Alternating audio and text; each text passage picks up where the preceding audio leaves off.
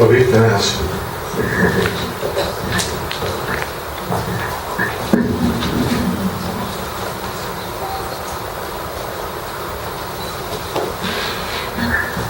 Thank you very much, Ravi Charles. Thank you, fellow panelists. I think everyone's quite enriched with the knowledge they gained tonight.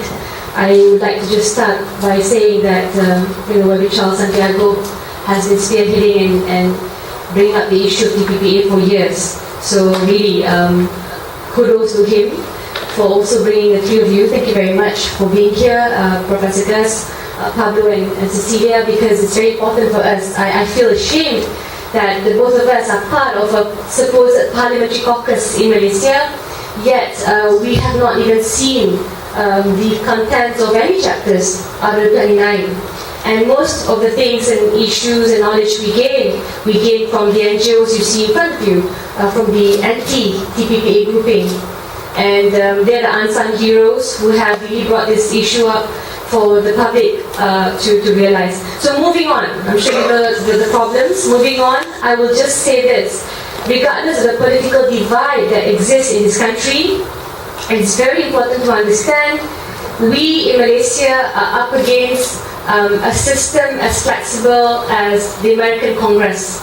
So while we, Vietnam, Brunei, our hands are tied because our governments basically have the right to say yes or no to an asymmetrical trade arrangement, the US has this flexible arrangement, a breathing Congress, because after the trade partnership agreement lapsed in the year 2007, what does this mean? This means the Congress will not say yes or no once the TPPA is approved, signed by the other 12 countries and brought to their Congress, their parliament.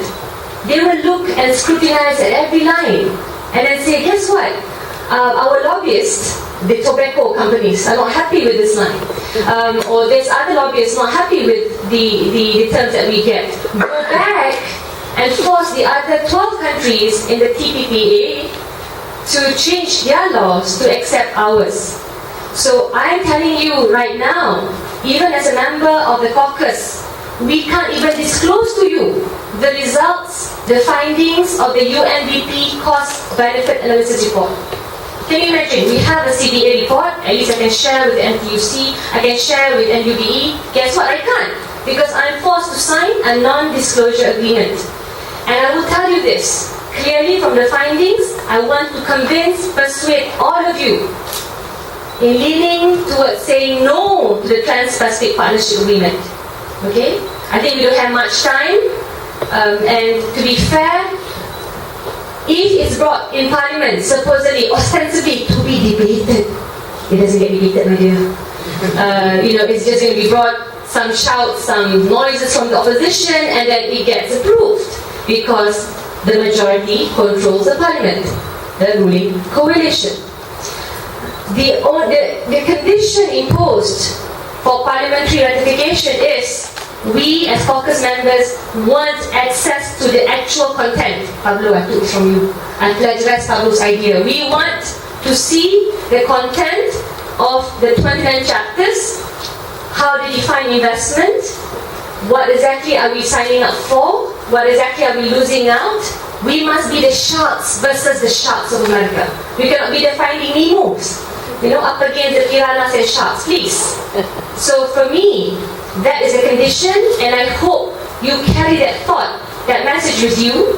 As of now, I'm not convinced of the benefits of the Trans-Pacific Partnership Agreement, and I think the caucus members want access, without which we cannot assume and cannot accept the so-called BN ratification process in Parliament.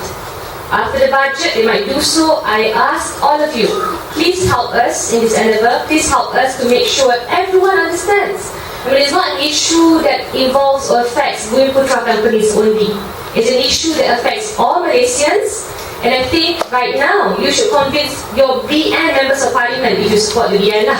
I'm not sure, But even if you do, the point is, this is the time for us to prioritize the needs of Malaysia.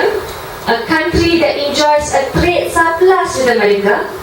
Our number one trading partner is who? China. America has fallen to number 5.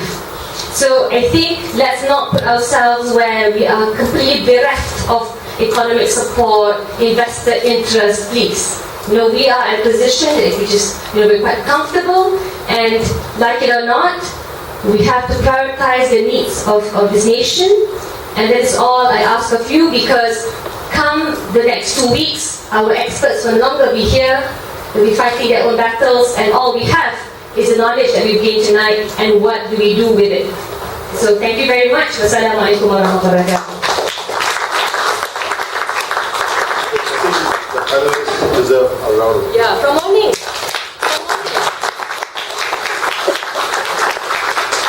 And the work is not over till tomorrow night. So your work is cut out. Carved out.